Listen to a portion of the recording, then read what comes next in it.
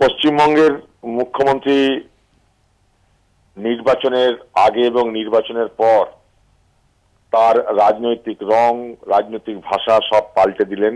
এটাই বাংলার মানুষ দেখতে পাচ্ছেন।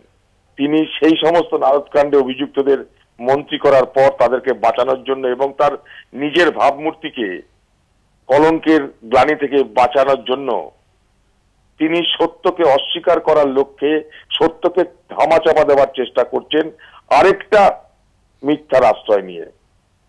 তার দলের লোকরা বলেছে যে নারদকাণ্ডের টাকা হয়তো বিদেশ থেকে এসেছে, হয়তো আরব দুনিয়া থেকে এসেছে।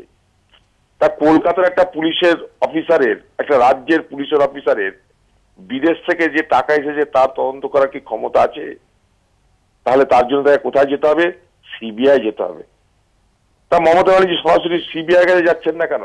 যদি সদভাগে দৃঢ়তা থাকে তাহলে অন্তত একটা হাইকোর্টের বিচারপতিকে দিয়ে তদন্ত করান, সুপ্রিম কোর্টের বিচারপতিকে দিয়ে তদন্ত করান।